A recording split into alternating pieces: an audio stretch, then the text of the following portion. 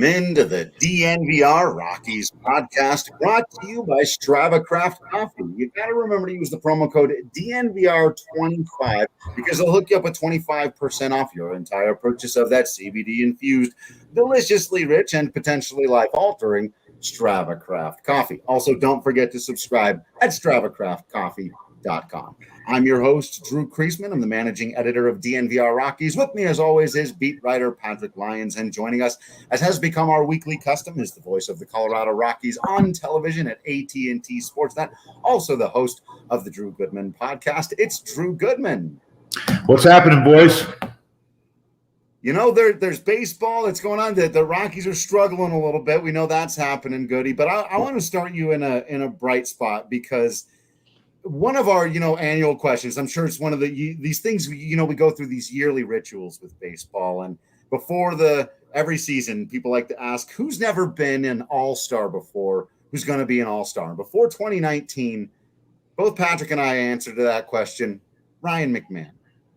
And then before 2020, both Patrick and I answered to that question, Ryan McMahon. And before 2021, can you guess? I don't know if you're sensing a pattern or a theme. Yeah, I got you. But while there hasn't been a lot to get super excited about, especially at the plate, we'll talk about some of the quality pitching we've seen. Ryan McMahon's start at the plate has really, I think, started to match up with some of the expectations and even just the talent that we know is there. How much of a joy has that been for you to watch and break down? Well, I've said this on my podcast. I've said it on your guys' podcast, and I've said it several times during the broadcast that this is a year of opportunity. It's an opportunity for some, I don't want to call them younger because it's not like there's a bunch of 21-year-old kids up here. These guys are 26, 27 years old, and they're lesser service time players. Buddy says that also. And can they make a move? It's a fact-finding mission for the organization as well. Who are these guys? Well, we've seen Ryan McMahon a couple of years ago, and that's why you guys keep selecting him, and we all do, that this guy can really potentially be a star-level player. 24 home runs a couple of years ago. We know he has to cut down on the strikeouts. So one of the things in the opening couple of weeks of the season that has been impressive about Mac is he's getting the ball in play a lot more. Obviously, he's hit some home runs early.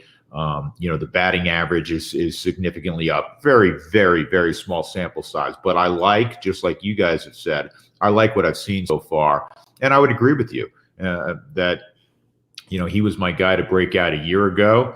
And, he would continue to be my guy, step forward and reach, that kind of status potentially. And the other thing he's doing for the roster, too, is moving around from second to third base. We've yet to really see him over at first base, but he's allowing Buddy to be flexible and kind of playing the best matchups. McMahon was left out of the opening day roster, or opening day lineup, I should say, but since then, he's been able to hit lefties. So really, he's been, almost a utility guy, a super utility guy with the way he's been able to perform at the plate and defensively all around the infield.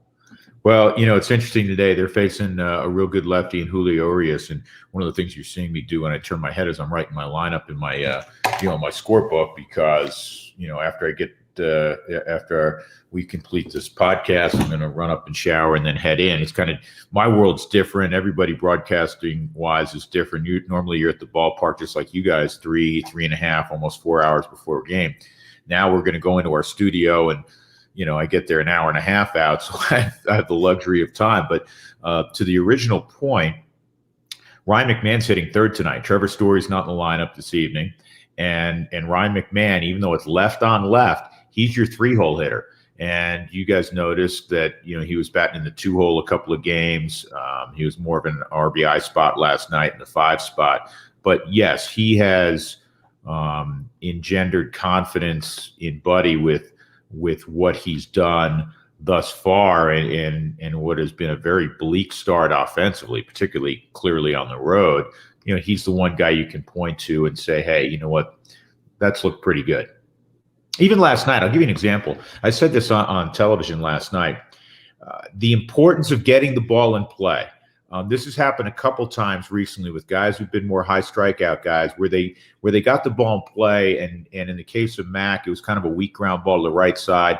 Hampson, it may have been a couple of nights ago, so forgive me if I'm mixing up days, but Hampson was able to move to second. The only play for Gavin Lux was to go to first. And so now there was 2 outs. I think it was 2 days ago. Now there's 2 outs. Hampson's in scoring position and Story's up. Unfortunately, Trevor didn't get a hit, but if he did, you kind of steal a run there. If he has an empty at bat, talking about McMahon when Hampson's at first and strikes out, it's 2 outs. Story's up. Great hitter, obviously a huge extra base hit threat. But now, because he got it in play, something good happened out of that, as opposed to if you swing and miss, nothing good's going to happen. Yeah, we've kind of lost that art in the game of just advancing the guy up one station, where you swap out the guy on first base for the guy at home plate, and you're right, that little bit can be a big difference. Look at the Dodgers; they're the best. I don't think there's any question. We don't see on a regular basis some of the other teams. We see the Dodgers all the time. We see them in spring training. We know they've won 8 division titles in a row. We all know that they're world champions. They're better, believe it or not, than they were even a year ago. Here's something else. I'm going off on a tangent, which I can do. The Dodgers, a year and change ago, they traded Ken Maeda and Ryu, right? Yeah. Those guys. Rich Hill. They also lost Rich Hill too, which is no slouch, right? Okay. He was pitching well, yeah. Well, Maeda and Ryu, yeah. Maeda and Ryu. A lot of people don't realize this. I've mentioned this on the air. Maeda and Ryu finished 2nd and 3rd in the American League Cy Young last year. Maeda and Ryu are off to another good start with Minnesota and Toronto, respectively. LA doesn't miss a beat. Imagine. I don't know where they get these guys. Dustin May was battling his ass off to make the rotation. He's throwing 99-mile-an-hour sinkers, and now he's added that 4-seam, so his swing and miss rate is way up from a year ago. Now he's striking guys out. This guy didn't learn that he made the rotation until the last day of March. I mean, he'd be an ace on a number of teams. So I got off on a tangent. They're crazy good, but going back to the offensive side of things, their chase rate, talking about the Dodgers, is really low. And when you throw the ball over the plate, they hit the ball hard. And the Rockies' chase rate is too high, and they have to make more consistent, hard contact when the ball is in the zone. Yeah, I did want to ask you about that specifically. We know that they're not drawing very many walks. They're on the flip side walking too many guys. One guy we had talked about, Raimel Tapia, is having a really nice year, not striking out. Of course, right as soon as we highlighted that night, he did have one extra one, and it was in the worst possible spot. Again, I can't remember exactly, but it's like, Raimel, right when it. But he's been putting the bat on the ball a little bit better. This question that comes in from Liam is, who is someone who can step up to the next level and maybe be a game changer daily? Because I think that's going to be part of their game. Who's that guy who figures out how to get the bat on the ball a bit more often, cut down on those, and start being an impact player for this? Well, team? I mean, you naturally gravitate to the guy we opened the show talking about, Ryan McMahon. I mean, he's positioned, and he would have probably been best positioned to be that guy even before the nice start to the season with the 5 home runs. You hope that when we have that question from Liam, 6-8 weeks from now, you can add another guy. And I don't know who that is. I mean, I think Garrett Hampson's done some good things. He had a rough night last night, striking out 4 times. His contact rate and whiff rate had been down significantly. Obviously, it's going to go up a little bit after the Golden Sombrero yesterday. I think he can impact the game with the bat in addition to the wheels, which we always talk about. Sam Hilliard has to, when he's in there, there's got to be less swing and miss. I mean, he gets you excited because of his tools, but if he's striking out 35% of the time or so, it's going to be tough to get out there every day. And I guess if you really look at that question, you want to rely heavily on your two most veteran and established players, Story and Charlie. And in the case of Trevor, we know he's hit some balls to the wall, and unfortunately he has no home runs yet. That'll come. Charlie, unlike a year ago when you couldn't get him out and everything was a double or a home run, it seemed like, for 2 weeks, 17 games, he was hitting 500. He's gotten off to a really slow start. By the way, while you ask this next question, I'm going to go take the broccoli off the stove. I can hear you, though. Go ahead. Well, yes, we said Story's not going to be in the lineup tonight. Blackman is also out of the lineup.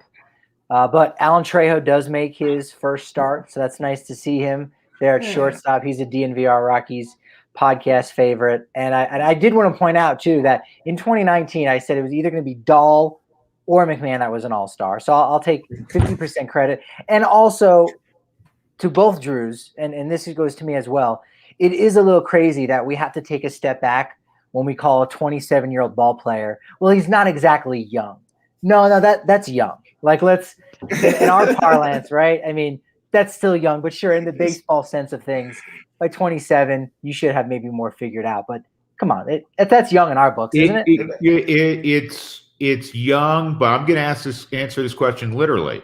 It's young, but prime should be 25, 26 to 32 typically. That's how front offices often look at what a prime should be. They also look at 1,000 to 1,500 at bats, 1,200 at bats before you really know what you get. Are there outliers like a Juan Soto who comes up at 19 and has figured it out very early on? Of course there are. 27, if you figure it out, there's still a lot of good years in front of you. So I understand what you're arguing, Patrick, but it's not like, hey, they're 21, 22 and they're kids and we're figuring it out. If you're sitting there as a major league player and you're 27 and you haven't established yourself yet, the clock's ticking, because there aren't many Mike Yastrzemskis who show up and late 20s, almost 30, all of a sudden blossom into a star level player. Usually the ship has sailed and you now become what's known as an organizational player, and you're no longer a prospect. Yeah, you're a quadruple. And for those that don't know, you guys certainly do. An organizational player is a guy that is in the upper levels of the minor leagues. You need, not every guy in AAA, or certainly in AAA, or even in AA, oftentimes is looked at as a prospect. But you need a guy to play third. You need a guy to play right, and some guys are just filling out rosters, and they're good guys. And in a pinch, if maybe they get a call up for a couple of weeks, and then they get sent back out, but they're no longer looked upon as, hey, this is going to be part of the next wave of players that we hope leads us to more victories than losses. So when you get in that 27 age range, you're not looked at as a really young player anymore. Yeah, there's not as much room for that growth. He could be like a quadruple A player, which again, it's like you're better than triple A, right? You're gonna be an all-star at triple A level, but you're still maybe figuring out a little bit in the majors. Yeah. I mean, a guy recently that comes to mind is like Steven Cardullo, who fans really seem to get behind and support. And you go, he's gonna have some big games a little bit here and there. Struggles to make his way permanently in the major leagues, but when he goes back down to triple A, he's helping everybody out on the roster and contributing in that way, and yeah, it's a tough spot to be in if you're in that position. But that's why the time is of the essence for all of those guys. The Hampsons, the Hilliards, the Tapias, to really figure out who they are as major league players, and for the organization to figure out who they are as major league players. And they're going to be afforded an opportunity this year, to get, one would assume, 450 at bats or so. And you kind of, are they figuring it out? Are you seeing them ramp up? It's not always a smooth linear line, if you will, to stardom or to whatever they become. Most players don't become stars, let's be honest. But if a guy's going to become a quality everyday player on what you hope is a winning club eventually, when do they arrive at that level? When do they establish that level? And that's one of the things hopefully we will learn this year. And some guys you would hope, hey, when July and August roll around, you go, you know what, this guy's starting to figure it out. He's much better than what we witnessed in April, let's say. Yeah, I think that's going to be one of the most interesting things about the team. I do keep reminding people that while it may not feel like such a solace, this is a team that you should expect to grow. And believe it or not, they will not play half of their games for the entire season against maybe the best team we've seen in baseball in the last 2 decades. They'll stop playing the Dodgers. There's still plenty of games left against the Dodgers. Let's not kid ourselves about that. But they will at some point have an opportunity to prove themselves against a team that doesn't have, as you were saying, Goody, a guy like Dustin May pitching in the 5th spot in their rotation. Like, there's going to be some series that are a little more winnable, I'll say. This Dodger team, you talk about the last couple of decades. I know you're probably going there in deference to the late 90s New York Yankees. That's exactly where and I would have to compare. Yeah. I would have to compare and contrast, but this is as good a roster off the top of my head that I've seen, maybe period. Wow. They're that good. And you think about some of the guys that they're missing. Bellinger hasn't played in a week. They're 5-1 without Bellinger. Betts and Bellinger didn't play over the weekend. They swept a pretty good Washington team. I know Washington's missing some guys also, but they swept Washington. Gratterall has not thrown a pitch yet. He's getting close to coming back. He sits on 100 coming out of the bullpen. Yeah. Right. Yeah. You think about. I'm looking at some of my, some of my notes. Tommy Kahnle. He's banged up right now. Joe Kelly, that was the other one. Joe Kelly is still a couple 3 weeks away from returning. I mean, they rest guys like it's the NBA. Right? Where, hey, we're load management. They're doing that where we really haven't seen that in baseball. Yeah, guys get a day here and there. They give guys complete days off, and barring playing 13 or 14 innings, which is very difficult to do now with the California tiebreaker rule, that guy ain't playing.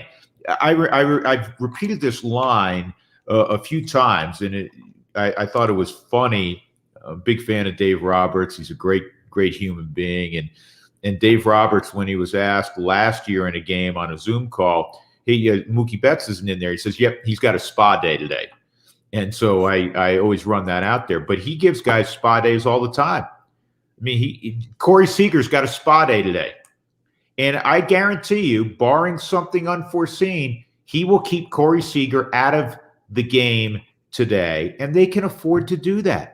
How many teams can do that? Like you mentioned, Trevor Story's not in the starting lineup today. Charlie's not in the starting lineup.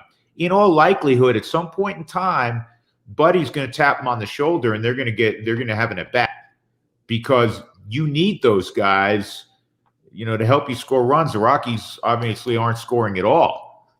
The Dodgers right now, they are so deep, even without some of the names we mentioned, that they can give guys complete days off and do everything possible to stay away from them.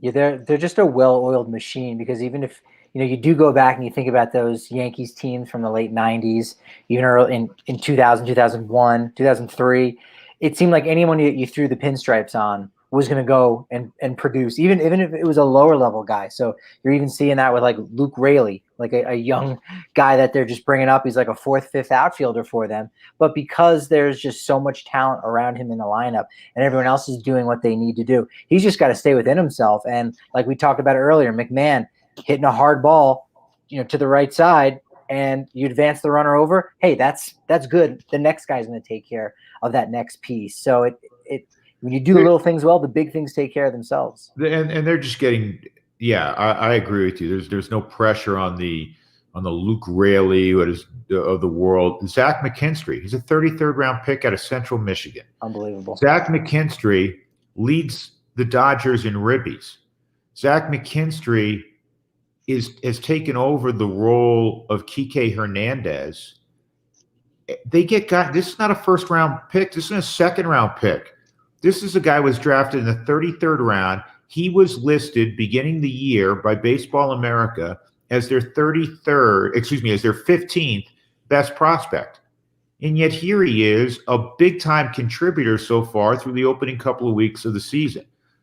So, yes, they have become a well-oiled machine. And to the great point that you made, let the pressure fall on the Turners and the Betts of the world, and the other guys can just go do their thing. Yeah, well, it's a brutal situation out there, as you know, for Colorado Rockies fans. Probably not putting a smile on your face, but you still got to find times to smile throughout the day. And if you want your smile to be the best that it can be, you got to check out our friends over at Green Mountain Dental. You know, they're the absolute best. They treat you like family. They're huge sports fans. They love their Colorado Rockies baseball out there. They'll talk to you all about the team. Anything you want to know about, they'll treat you like family. I mean, they send you cards on your birthday, all kinds of stuff. We've had so many people here in our DNVR family get big work done. You know about Michaela's story. Lindsay Sowers have it done. Had, I think, the wisdom teeth thing done there. They're absolutely fantastic. They're professional. They take care of you, and they hook you up with a free Sonicare toothbrush when you schedule a cleaning, x-ray, and exam. It's just 15 minutes outside of downtown Denver, right there in Lakewood. Check them out at greenmountaindental.com. Also, if you want to save enough money to make sure that you're you've got your coffers full so that you can take care of your teeth and be doing all that stuff, you got to check out our friends at Gabby. Now, Gabby Insurance stands for Get a Better Insurance, and that's literally what they do. They help you get a better insurance. Worked for me. Our guy AJ Hafley over in the hockey beat, Lindsay Sauer, Eric Weedham saved over $1,000. I was at $480, but that was just on my car insurance for the year. You're probably paying too much for your home and or car insurance. It's no obligation to go check them out right now. Put your policy to the test just like I did. Go to gabi.com/DNVR. That's gabi.com/DNVR. It'll take you less than 10 minutes. You put in some information. They'll hook you up with a whole bunch of quotes. You just select the one you like the best, and boom, you saved yourself a whole bunch of money. Enough to treat yourself to any number of things. You can do something better. Customers save on average $961 per year. You can do something better with that money. There's no obligation. There's no text messages. There's no email floods. None of that. Just more money in your bank account. No downside. Check them out. gabi.com/DNVR. All right, Goody. Let's pull the curtain back a little bit and let's talk about your scorebook, because you're not using the scorecard that they offer at Coors Field, which is fantastic. I use it all the time. The press, we have one that we can print out at home when we're not at the stadium. But you've got, correct me if I'm wrong, you've got a Carpenter scorebook. Is that correct? No, I have. No, it's not Carpenter. Yeah, Bobby, you're referencing Bobby Carpenter. Does games, has done games for a long time for Washington, and he has his name on the front. No, this This is a Drew Goodman. There we go. Drew Goodman special. Now, people look at this. That's pretty thick, right? That's one half.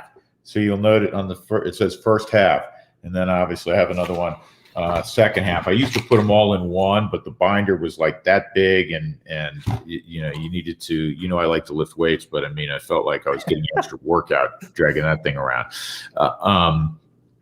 No, and I made my own over the years. You kind of tinker with it. It's one of the things I think play-by-play guys get into, whatever the sport is, how they put their spotting boards together in football, how they put their basketball boards together, and also how they put their scorebooks together. And I think most guys like to use their own, and it's unique to them. So yeah, and I use different colored pens.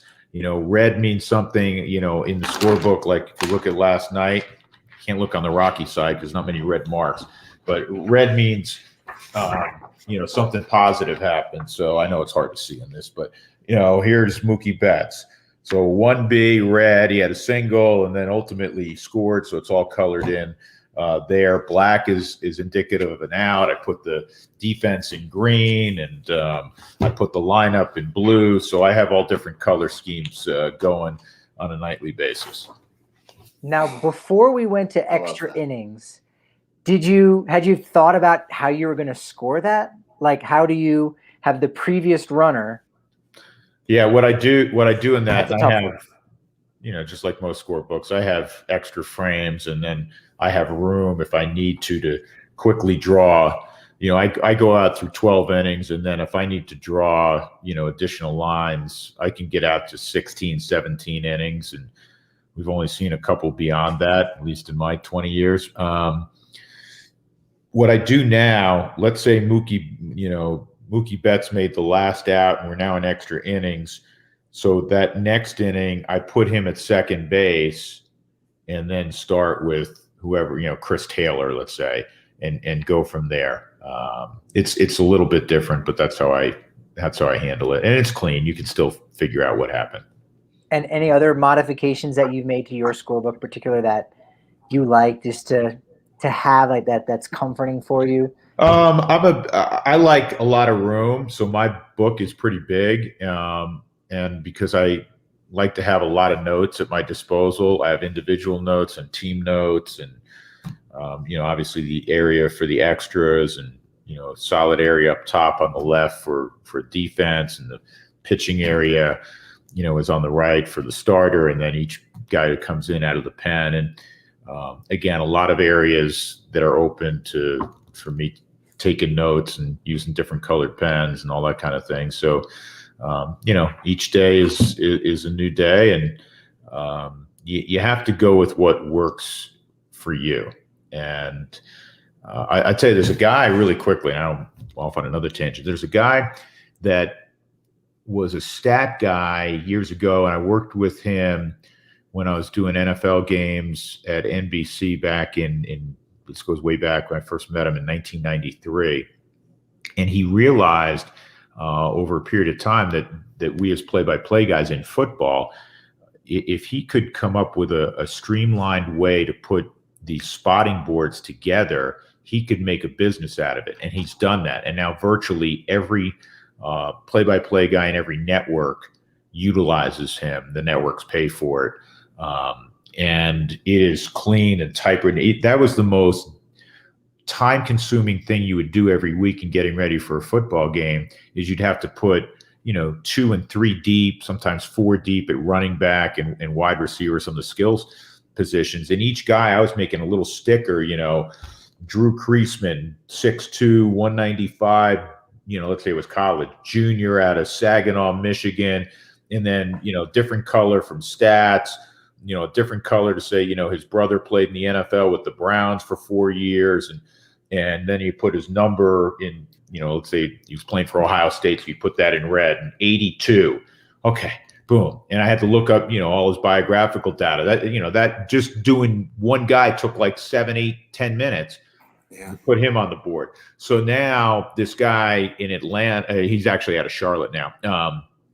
He's put this business together, and it's great. There's still places for your own notes because you have to still do homework. But in terms of the nuts and bolts, it comes to you already with Creasman's name on there, his height, his weight, his year, how many catches, statistically what he's done this year. He's got 42 catches, for averaging 17 yards a catch, and he's been in the end zone 6 times. So that was outstanding in helping us. But when it comes to baseball and basketball, he does it for hoops also, but I still like to do it by hand with those particular sports.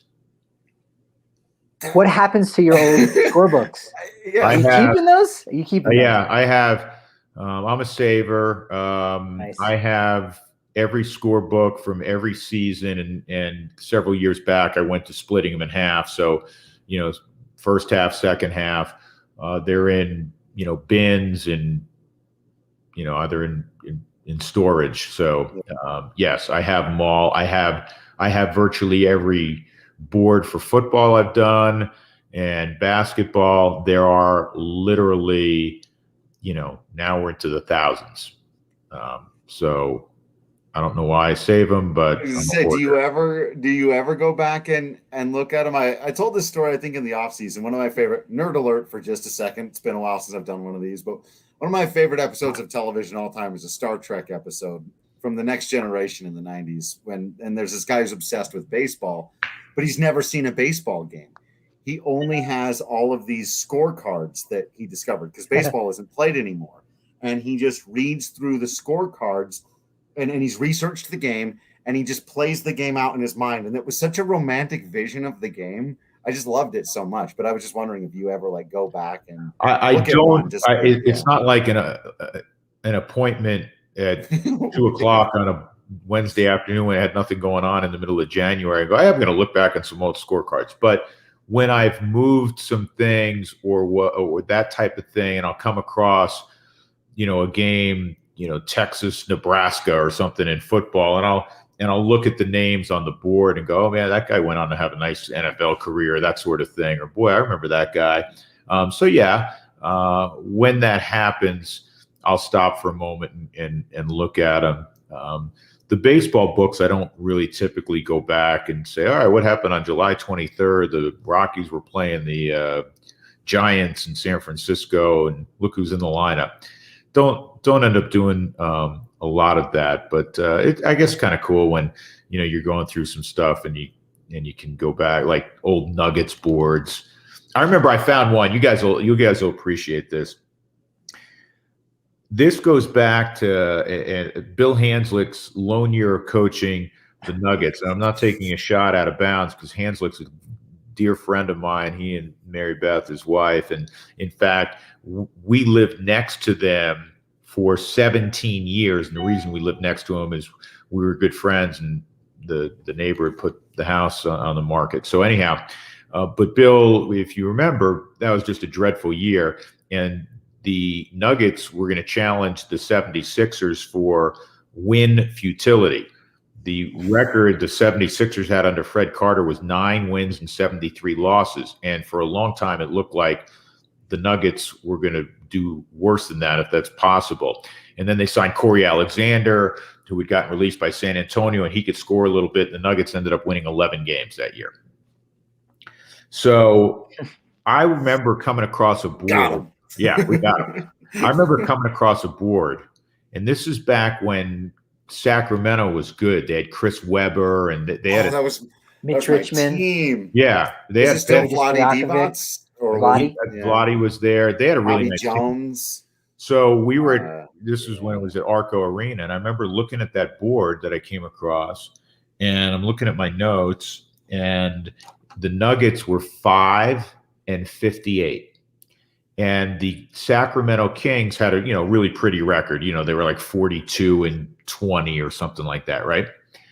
And I'm going, what on earth did I say in the open? Welcome everybody to Arco Arena, where tonight it's the 42-20 Sacramento Kings taking on the 5-58 Denver Nuggets. Glad you're along, everyone. Literally, they were 5-58. So that was so going. Yeah, we got off on this whole thing, but it's kind of neat when you come across something like that. That means they've won less than 9% of their games. Right. Quick math there. And they didn't win that night, so they went to 5-59. That's right. Yeah. We were actually we had this conversation on the Denver Sports Podcast a week or two ago when we get all 4 beats together, and we were talking about the worst individual seasons in all of Colorado sports history. And there were some people who thought, because the Rockies have had some rough years, oh, Drew, you're going to have a shot at this. And our Nuggets guys ran away with it. We're like, not even close, man. No. I'm like, look, it's not even close. The Nuggets have had some awful years. And the Rockies have never lost 100 games. They're one of only 2 Major League Baseball teams who have never lost 100 baseball games. Who's the other one? The Angels. Angels.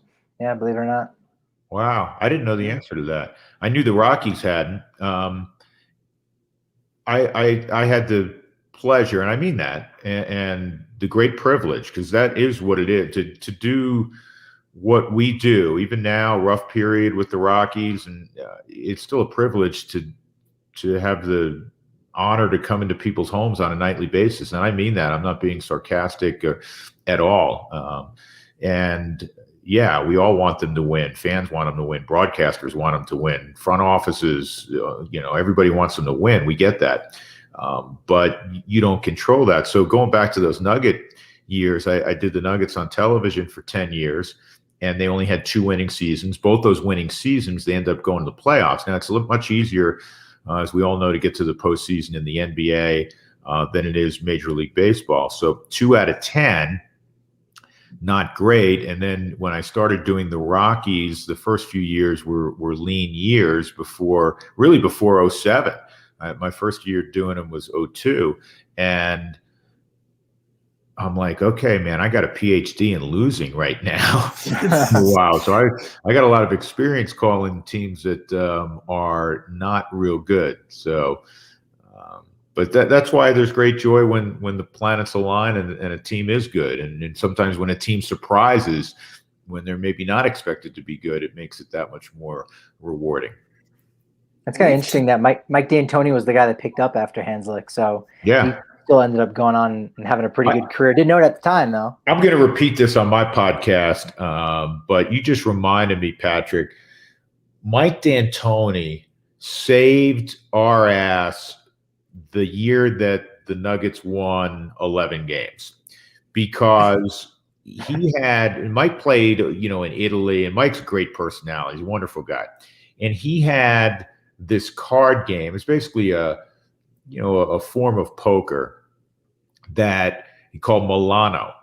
And he introduced us to it, and we would play on nights off. We would play after games. We would play sometimes if there was a bus ride longer than 15 minutes to the airport, we'd be playing in the aisle with D'Antoni, myself, I think it was Hastings, and a couple other guys, and we regularly would play either in somebody's room or wherever we could, and we'd laugh, and there was some money exchanged naturally, and that game. I told Mike when I ran into him, every time I'd run into him in ensuing years, I'd say, man, that saved my sanity that year. That's amazing. That's absolutely amazing. I'll never miss a good Mike D'Antoni story. I don't know if there's a bad one, but that's Hey, at the top. Good dude. Good dude. Good. I sound like Buddy now. Good dude. Like we all know Buddy Black, great dude. Buddy's the best. Good. Mike D'Antoni, good dude. That's cool. Yeah. We have talked actually a lot on this show about that interesting dynamic between covering a team that's had its struggles and that plays at its disadvantages and that doesn't have all the money and the built-in advantages that some of the other, and then before you even get to like some of the altitude and all of that, versus the teams that expect to win. And the Yankees, it's been, decade, and they're sitting there going, hey, aren't we supposed to win the World Series every year? It's very interesting that I think there are a lot of fans out there going, oh, man, if I just rooted for a team that was in the postseason every year. I love when people tell me if I just rooted for the Oakland A's, I'd be happy because we're in the postseason every year, as if A's fans aren't like Nuggets still waiting to win the World Series. Yeah, right. Yeah. Still sitting there going, man, every year we're out in the first round.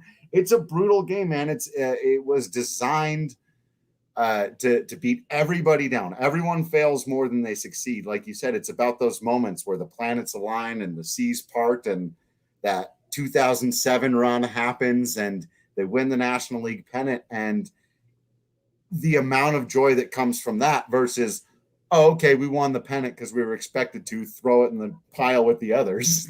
Yeah, I think most teams, honestly, are going to fall into the latter category where you really better enjoy, the seasons that things work out, or when you've accumulated enough of talent that you literally are one of the contenders. And we've seen it recently, even with the Rockies. I know it doesn't feel that way over the last, couple of years, and certainly with this off season.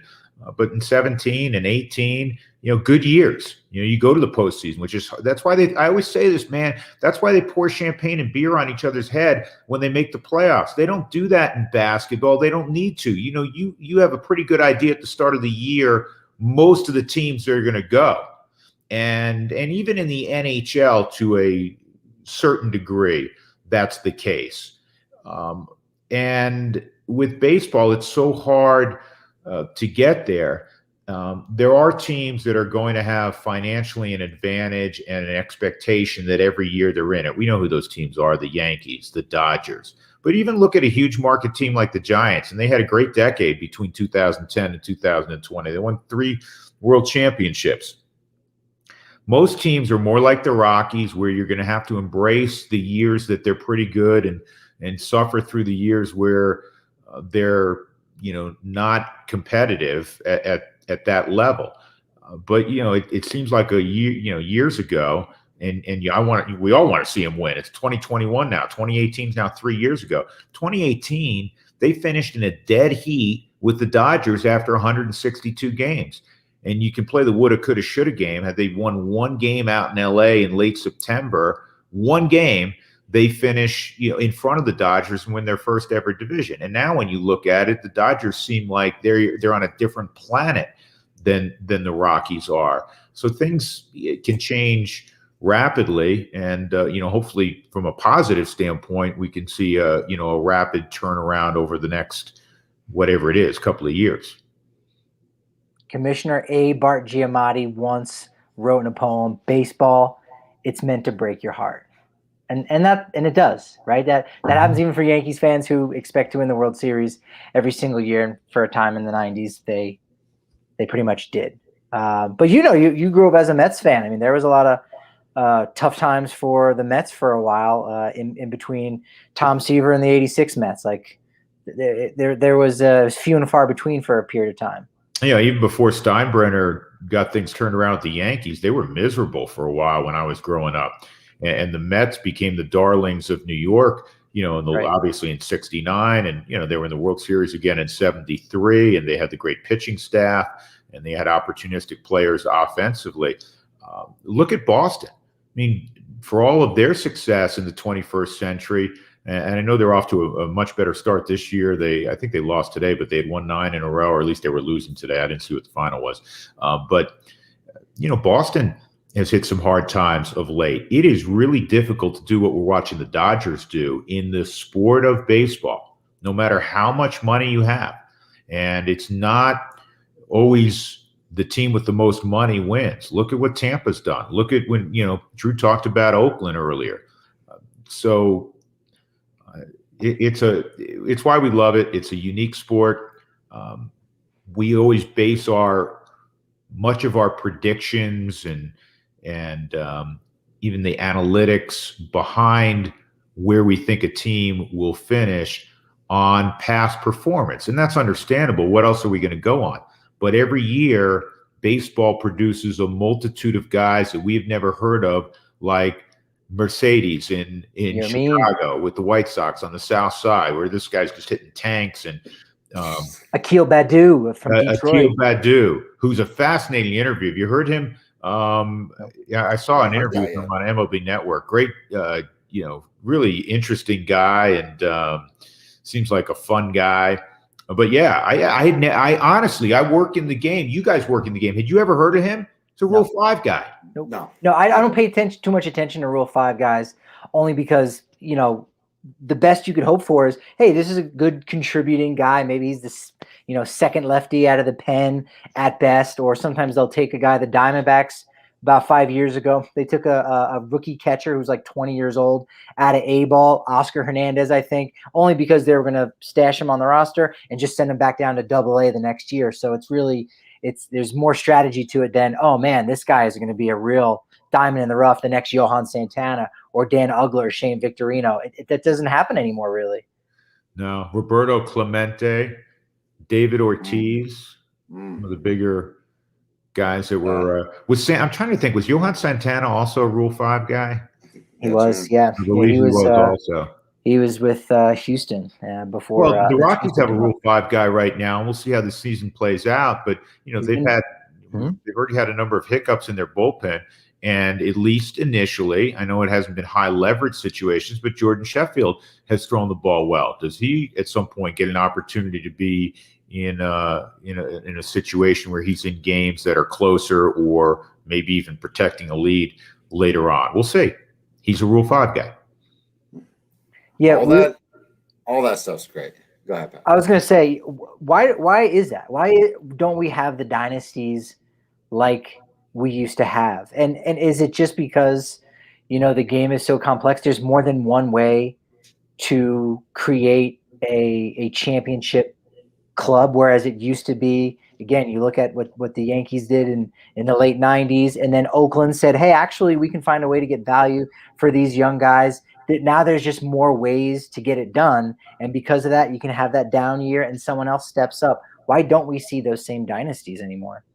I think there's so many different ways to win or lose a baseball game that it goes beyond whose roster you would take before first pitch, right? Where sometimes the other sports, it's going to play out. This is especially over a series. This roster has more talent. Could they lose a game on a given night? Yes, but they got LeBron and they have Anthony Davis, and it's going to be really hard to beat them, in a 7-game series, that sort of thing. In baseball, on paper, you may go, I'm going to take, Clayton Kershaw over your guy, and I'm going to take Trevor Bauer over your guy, but your guy all of a sudden pitches really, really well. And over a long period of time, you're going to take Kershaw, you're going to take Bauer, right? But on a given night, those guys step up, you get a key hit. Next thing you know, you win a ball game. And it's the beauty of baseball. It's one of the things that's unforeseen and makes it unpredictable. There's nobody that wouldn't take the Dodger roster right now at the start of the year over any other roster in baseball. But we truly don't know what will happen. They've been really good for a while. They've won one world championship. Right. And teams understand the value of prospects and developing in the minors. So there are guys right now, as we said, Yermin Mercedes, Akil Baddoo, we weren't thinking about them going into the season. There's guys right now in the minor leagues who haven't even started yet that are going to make a difference in the postseason or getting teams into the postseason. We saw it last year with Randy Arozarena, who, was kind of an afterthought a little bit for the final couple weeks of the season. And then boom, guy goes out, hits 10 home runs in the postseason. And, next thing you know, Rays are in the World Series. You can't really foresee that in any other sport. Yeah, St. Louis let him go. And we don't know what'll happen the rest of the way with Rosarena's career. We know for a month he was historically good. Joe Charbonneau had a great year many moons ago. Go Joe Charbonneau. They made a song about him in Cleveland, and he was about as gone as fast as he arrived. Mark Fidrich, the late Mark Fidrich, was the rage, cover of Sports Illustrated, and he was really good for about a year and a half, and then had a precipitous fall. You don't know in the game of baseball. The one thing I will add is that when you have a deep pocket team like the Dodgers, like the Yankees, when guys reach stardom, and if you have multiple guys reach stardom and then have to get paid, they're no longer just arbitration eligible, they're eligible to be free agents. They have the greater means to keep multiple guys like that, where most teams do not. We saw that play out this winter, I think COVID related certainly, but play out this winter with the Rockies. Yeah, it's not the best segue ever, but it's very tough to predict. But if you think you can predict it, you should get on that DraftKings Sportsbook app. Look, follow Patrick. He's been nailing them lately. He had all those bets the other day. We had our hits. You guys didn't have Hilliard. I'm on that hit streak. My guy Tapia came up with a couple of them. So it was Tapia or Hilliard last night. And I went Hilliard, but Tapia was the one to go with. I had that. You got to watch out for those strikeout lines every day. Those can be fascinating. I'm still putting $5 on Trevor Story to hit a home run every day until it happens. Even if he's not in the lineup tonight. Today. He'll get one at that. It'll be the time he does it. Bold prediction. Trevor Story will not end this baseball season with 0 home runs. I know. I'm going out on a limb. I'm not going to bet against you on that one. Yeah, but we're having all kinds of fun like that on our pre-shows. He better not. Yeah, right. We're doing that on the pre-shows on the YouTube all the time. Make sure you're subscribed there, but make sure that you've got the DraftKings Sportsbook app downloaded, because otherwise it doesn't really matter. We're helping you out with all that stuff. You think you know what's going on out there in the world of baseball. I know you do.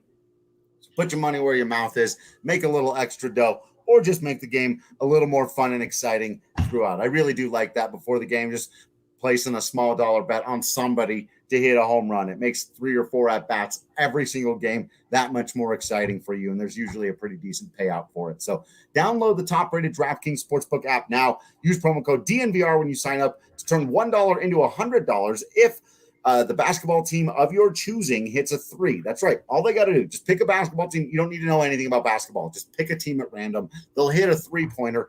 Then you will turn $1 into $100 in free bets if you use that promo code DNVR at the DraftKings Sportsbook. Must be 21 or older. Colorado only. New customers only. Restrictions apply. See DraftKings.com/sportsbook for details. If you have a gambling problem, call 1-800-522-4700.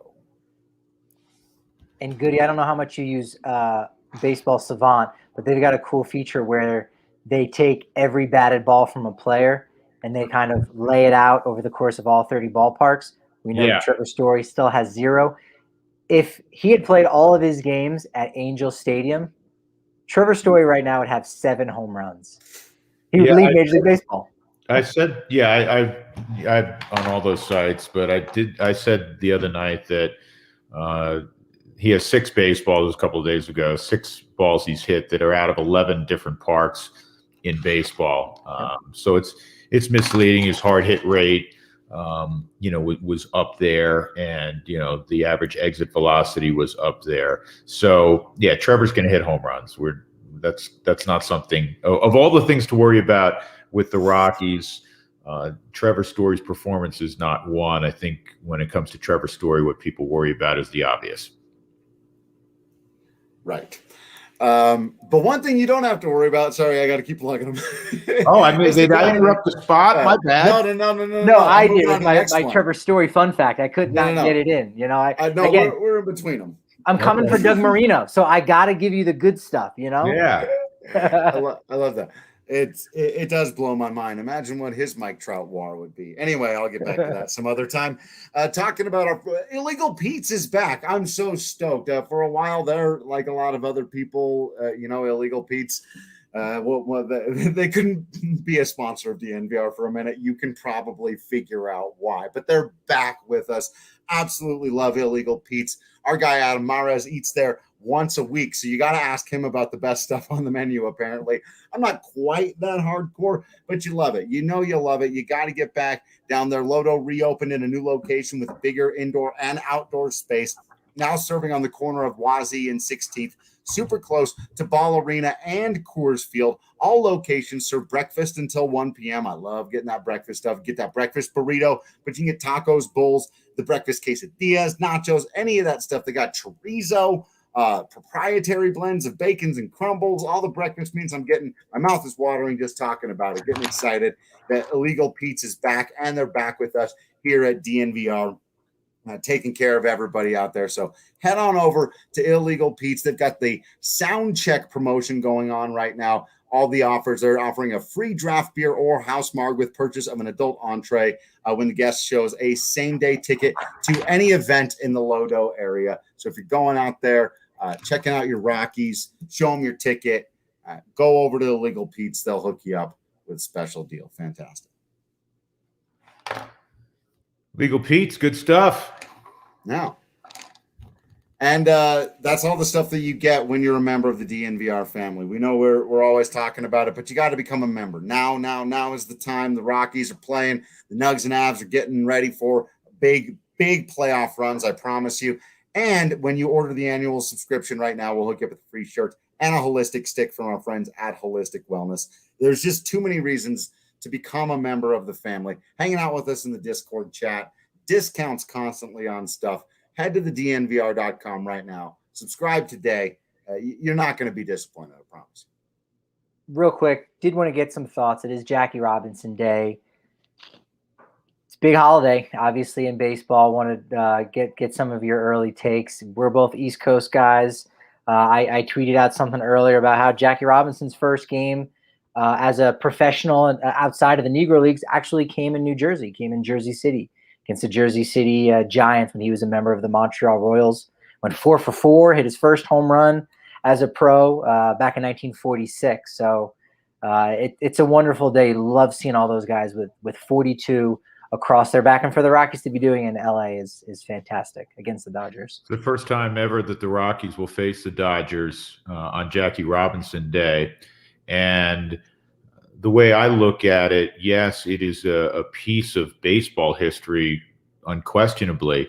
It is a large piece of American history. If you have zero interest in the game of baseball, you ought to know who Jackie Robinson was, what Jackie Robinson did, and what he represented, and know about Jackie Robinson as you would other iconic Americans. So for me, it goes way beyond baseball. He was a transcendent figure who, unfortunately, died way too soon, in the early 70s. But I'm reading a book right now that chronicles the last basically 9 days leading up to the 1960 presidential election, a historic presidential election, John Kennedy, Richard Nixon, and intertwined the civil rights movement, which was being led by this young pastor, minister,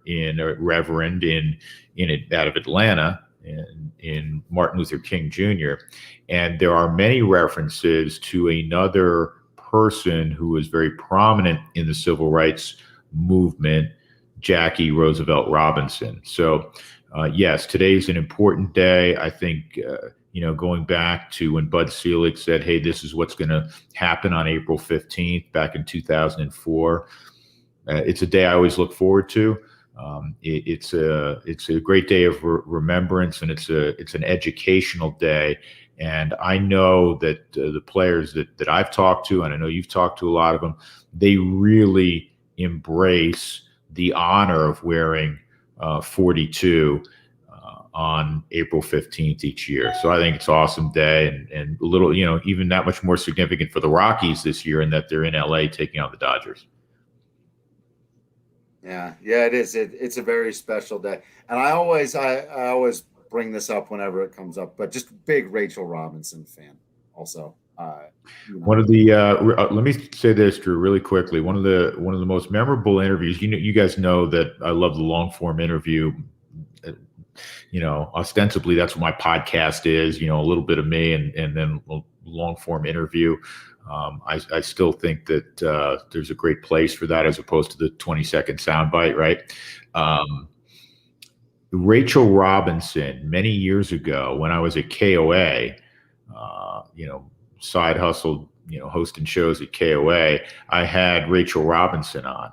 And as eloquent, as interesting an interview as I've ever done. And it goes back probably now at least 25 years, probably closer to 30 years ago that I did that interview with her. But yes, I'm glad you brought that up because they were a, the term power couple. Yeah. Yeah. It wasn't just about, Jackie Robinson. Rachel Robinson was, a pioneer and a marvelously bright person in her own right. Yeah, and that's great and courageous. And that's the closest thing we have to royalty in America, right? Like there's a reason why we don't have any kings and queens and prince and princesses. But you're right, Jackie and Rachel. I mean, they're right up there with the greatest that we've ever produced here in America. Mm-hmm. Yep. And to your point with the long form interview, Brad Hawk Part 2. I want to know on these two-parters, are we going to get like a Goodman cut where we can get the full length so we don't?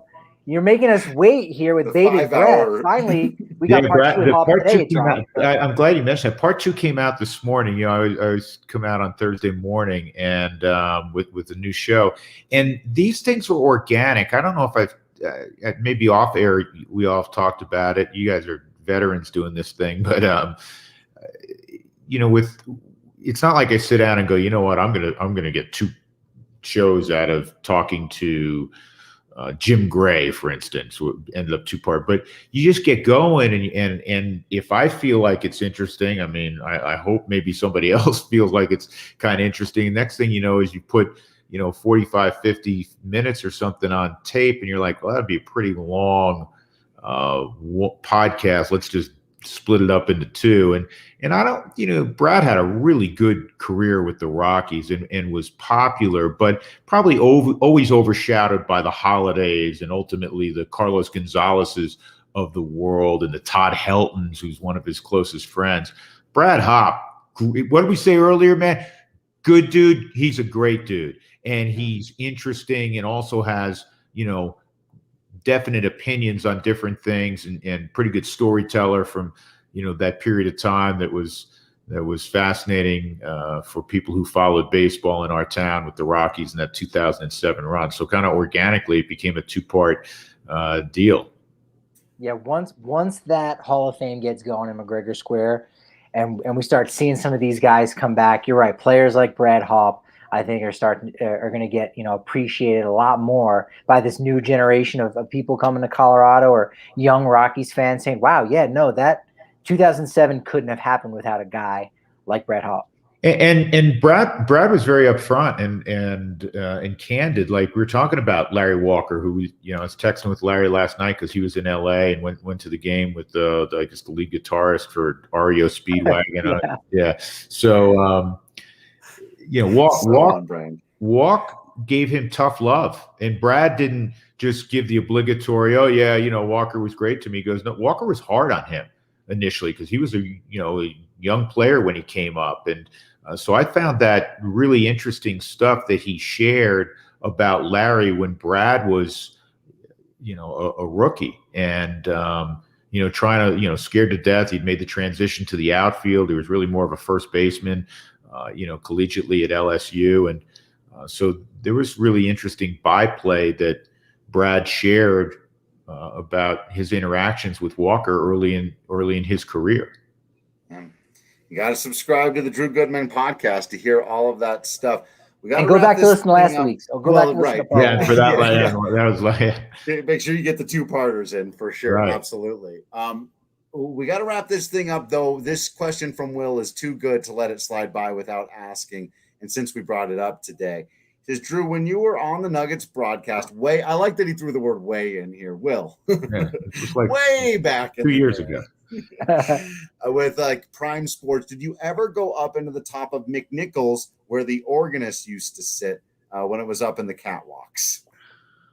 I've never been up in the catwalks. No, I've been up, to the top of McNichols. I had to fill in for John Kelly. I think once. So I was way up. He called hockey from way up high. But I don't think I've ever been to where the organist. I was never up in the catwalks, and I wouldn't volunteer to go up in the catwalks because I'm not big on heights. Oh yeah, same. I'm not doing that. So I guess I missed out. Or not, or you dodged a bullet. Maybe, yeah, maybe not. Right. Well, awesome stuff. Really appreciate it. Like I said, you got to go and subscribe to the Drew Goodman podcast so you can get the rest of that Brad Hop stuff. Fantastic guests like that all the time. I'm with Sir Sketch. I'm ready for the Garrett Atkins episodes and all that stuff eventually one day. You know what? Hey, I'm going to get Atkins on because Addy lives in town, and Addy's is closet funny. He's witty, sharp guy, former UCLA guy. Always got an edge to him a little bit. It's actually hysterical when it's Atkins, Spilborghs, and Sullivan in the same room. It's one of the great treats of fantasy camp. One time with this show, we'll do a fantasy camp. We'll talk about fantasy camp, which, this year, obviously there was no fantasy camp. It's one of my favorite times of year. The Rockies do it so well.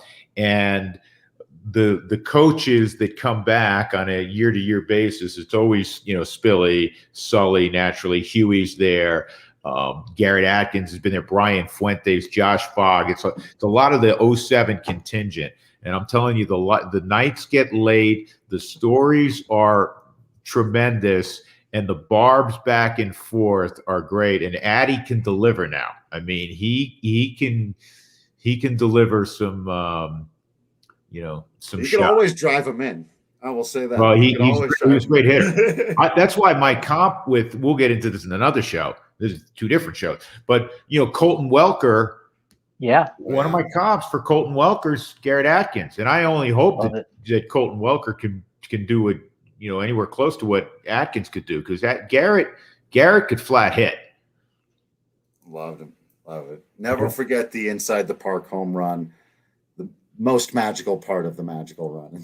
Never forget. You got me thinking, because I have to, for next week, I got to start thinking about who my guest is going to be. And, I deviate from baseball, as you guys know, but you got me thinking maybe I'll have to call up Atkins, because right now he's in a bad mood because he's looking outside and it's snowing out. And the place to find Atkins is on a golf course on a daily basis. So he's SOL right now. So maybe I'll have Addy on next week. We got to get him to come out to the DNVR golf tournament that we're having. Yeah. There's a few spots next open. Saturday. He's a ringer. Yeah. He's a really good player. Yeah. Really I say we get Kyle Freeland, but I think he's busy trying to rehab and get back out. Kyle is not going to accept your invitation right now. Maybe next time. Yeah. Absolutely appreciate you taking the time, Mr. Drew Goodman. Make sure you're following the podcast. We know you're watching all the games on AT&T Sportsnet, but still make sure you're checking it all out. You're following at Drew Goodman 42 on social media. You can give us a follow as well if you like, at Drew Creasman, at Patrick D. Lyons, at DNVR_Rockies. Subscribe to the DNVR.com. You don't want to miss out on any of that stuff. We're talking baseball all year long, 24/7 in our Discord chat, on social media, everywhere, all the time. We really can't get enough of doing it. We appreciate all of you for continuing to be absolutely awesome out there. We promise you that we will continue to be absolutely Patrick Lyons and the Drews, Goodman, and Creasman in here. And until next time, we will see you at the ballpark.